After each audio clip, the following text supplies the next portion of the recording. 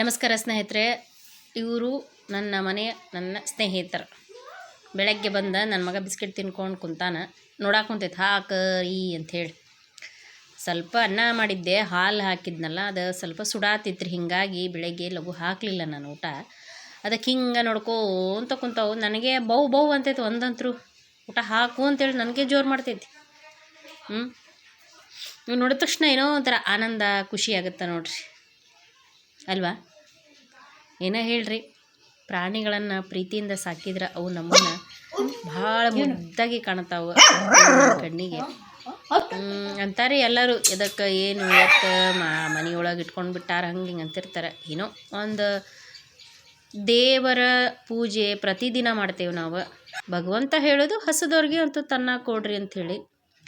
ಅದೇ ನನ್ನ ದೊಡ್ಡ ಆರಾಧನೆ ಅಂತಾನೆ ಭಗವಂತ. ಸೊ ಆ ಒಂದು ಕೆಲಸ ನಾನು ಮಾಡ್ತಾ ಇದ್ದೇನೆ ರೀ. ನನಗೊಂಥರ ಖುಷಿ ಕೊಡುತ್ತೆ. ಸೊ ನೋಡ್ರಿ ಹೆಂಗೆ, ಯಾರಿಗಾರ ಸಾಕೋರಿದ್ರೆ ಇಲ್ಲೇ ನಿಕಾರ್ ನಗರ ಇದ್ರೆ ಸ್ವಲ್ಪ ತೊಗೊಂಡೋಗಿ ನೀವು ಸಾಕ್ರಿಪ್ಪ. ನನಗೆ ದೇವ್ರು ಎಷ್ಟು ಶಕ್ತಿ ಕೊಟ್ಟಾನ ಅಷ್ಟರವರೆಗೂ ನಾನು ಅಂತೂ ತನ್ನ ಹಾಕ್ತೇನೆ, ಅಷ್ಟು ಮಾತ್ರ. ಯಾರಾದರೂ ಚಂದಗದ ಮನೆಯೊಳಗೆ ಇಟ್ಕೊಂಡು ಸುಖವಾಗಿ ಸಾಕೋರಿದ್ರೆ ತೊಗೊಂಡೋಗ್ರಿ ದಯವಿಟ್ಟು.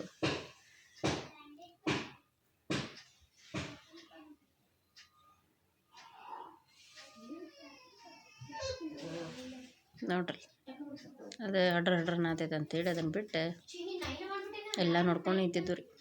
ಮತ್ತು ಊಟ ರೆಡಿ ಐತಿ, ಅನ್ನ ಸ್ವಲ್ಪ ಬಿಸಿ ಇರೋದಕ್ಕೆ ನಾನು ಸ್ವಲ್ಪ ಹಾಕಿದ್ದೆ. ನಮಸ್ಕಾರ. ಬಿಡಿಸಿಲ್ಲ ಅದು ಹಿಂಗೆ ಬಂದ ತಕ್ಷಣ ಹೋಗೋಗ ಅನ್ನತೈತದ ಹಿಂಗೆ